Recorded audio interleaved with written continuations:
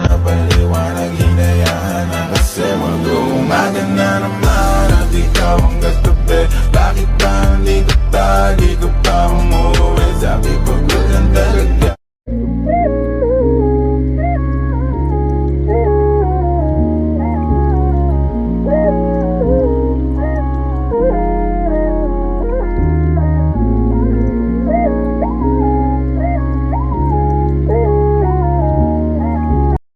Hi guys, so good evening again and welcome to my magical world. I am Frostbite and um if you are new here, what I do here is just I basically read for you anything under the sun, anything that is interesting, anything that can be additional to our knowledge.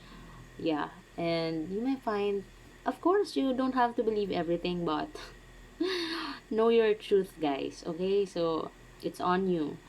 So I'm just here like to share things with you and yeah, we'll proceed. So it's gonna be an interesting topic because it's all about sex. Okay, so currently it's 1:31 a.m. and today is April 21, 2022, and I'm filming early because I think later we'll have a there will be like it will be brown out in my area. I'm not actually sure, but I just heard something like that. So to be sure, just so I could upload for today's, you know, daily thing. So let me yeah, so okay guys, let's start. Okay. Um uh let's have a brief introduction. So we often view the Bible as a clean and family friendly book, and parts of it certain and part of it certainly are. But other parts are extremely sexually explicit. Since the Bible talks so frequently about sex, I'm going to paint with wide strokes. If you want a more comprehensive list of sex Bible check, you can of course check there's check it on the Google, guys. I'm just here to state you what is relevant, okay? So the classic example of sex in the Bible is the Song of Solomon. Today we read this book as a cute little relationship between two lovers, but this is no PG encounter. Okay, so it's an explicit picture with sexually charged imagery. It's so explicit that the Jews didn't let their kids read it until they became adults. Take Song of Solomon 5 verse 13 for example. Most translations simply state his body is polished ivory, but that's missing the point. What the wife is doing in this passage is comparing an elephant tusk to her husband's, Yeah, in other words, she's saying he is well endowed,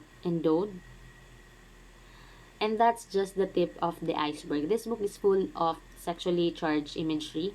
So that's actually the book, guys. You can check it out. Look for something related to that, or no, not related. Look for that exactly book. Okay. The Bible regularly talks about the beauty of sexual relationship in a marriage, but that's not all the Bible talks about in regards to sex. Maybe of the most familiar Bible verses about sex to us today is the passage that gives boundaries regarding sex. So you can check it out again, of course. These are the parts that come to mind when we think of the Bible verses about sex. But there's some pretty disturbing stories involving sex in the Bible that we often just ignore. So, but the Bible is really a complex, complicated thing. It may really look so easy, but you really need someone to guide you in reading that book.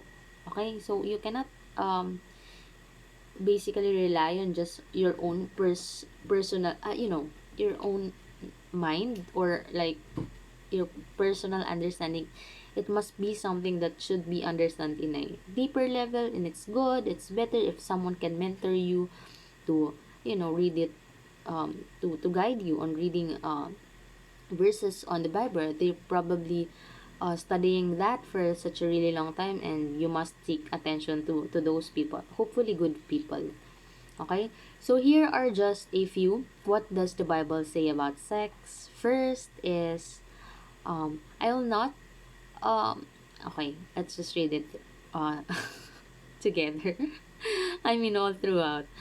So Lot has drunken sex with his daughter.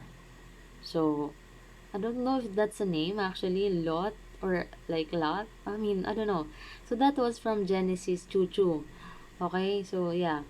So in Genesis, Onan disobeys God by waste the semen on the ground.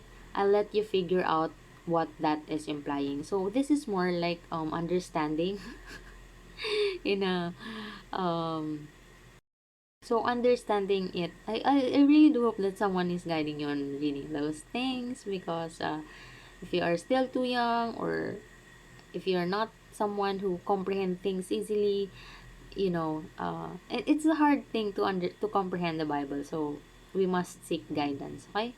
So here the next is from Judges 13 to 16. Is one of my favorite stories of sex crazed maniac that goes around killing people. So there's a verse also for that one. And then the next is, this is more like a phrases that you know come comes from the Bible, that are it's a complex thing. Okay, so those are just like some of the phrases that was in there. Yeah. So next one is from Ezekiel 23 verse 20. It's just a crazy verse that compares Israel's action to lusting over a donkey's genitals. So I don't know exactly all of this story, guys, but uh, again, I'm just, these are like more like a trailer thing, sneak peek to that story. Okay, so next is, even the man of God, I mean, even the man after God own heart commits adultery, and then covers up the illegitimate child with murder. And just to be clear with this, David's doing Bathsheba most likely had to little most likely had little to no say in the sex or murder. So yeah, that's that's a story out there. So the next one is, the New Testament gets in on the action too. A woman caught in the act of adultery is brought to Jesus, literally caught in the act and probably still naked. So um it's still, I mean, things like this still happening nowadays. It's more, I think it is more easier to do, to sin nowadays. So careful with your actions. Like, we are here, we easily get tempted because we're human, and basically our world, um we live in a world where, you know uh bad things are in here. So I just want all of you, like especially my viewers, to take care of yourself and watch your actions, right? Yeah. So next is, Paul has to remind people in these churches that sleeping with your father's wife is a bad idea. So yeah, seriously, some of the people actually like, just do it without they just love to sin. It's, I mean, of course, I'm not like a saint. I mean, all of us are, but guys, we all need to literally watch ourselves and our actions, to refrain from ungodly things. Okay. So although the Bible shares stories of some pretty extreme sexual misconduct, that doesn't mean it condones it. Rather, it is regularly condemned. So yeah. So, and we could go on, but I think the point's been made. When asking the question, what does the Bible say about sex? There's a lot to cover. Sex in the Bible is a very common topic, and not just about the good sex and the rules of sex, but also it tells stories about how sex is used and abused. The Bible doesn't shy away with that. It talks openly about sex in such detail that would shock most Christians. But the question still remains, what does the Bible says about sex mean for us today? So, sex in the Bible, what it means for us today. So now that we look at the question, what does the Bible say about sex? I want to distill some of that information into application for us today. So here's like the today's sex thing about the Bible. Sex is a good gift. Yes, guys, it's a really good gift, but let's not abuse that thing. Sex is like, it's really a sacred thing. So, um, it's not just your body, your soul. You're trying to intertwine your soul with somebody else, so you must really take care of your soul overall. It's not only your body. Okay, so you must understand these things. It's really hard to understand things. You might think if you are like on a younger age or teens, um not you should not have sex when you are still a teenager.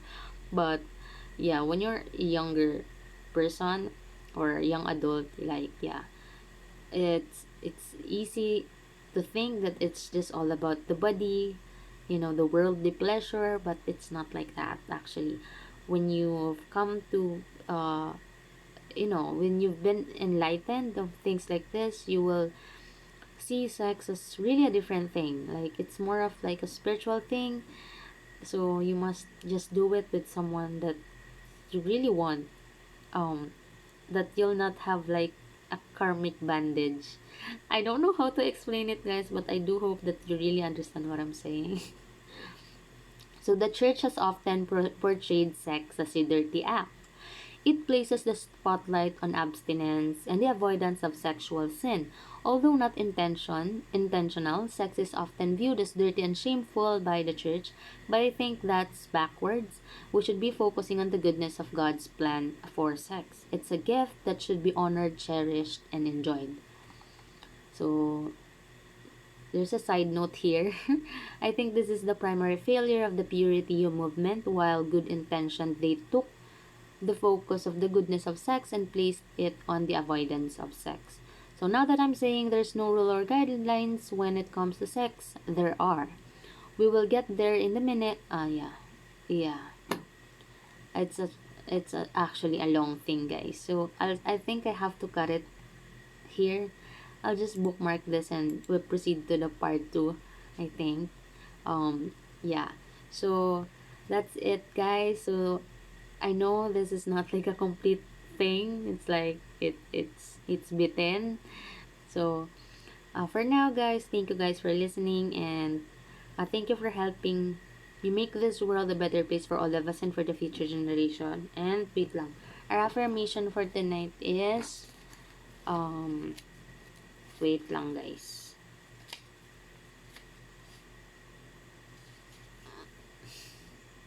Okay, our affirmation is I am healthy, wealthy, and exquisite. Okay, so yeah. Again, guys, see you again tomorrow. I hope you'll have like a wonderful night, day, afternoon. I don't know, wherever you are in the world. So let's spread love, love, love, okay, in this world. I mean, a lot of us need it. You probably need it. I need it. Everyone needs it. So yeah. See you again, guys. And for me, good night. Good night to you.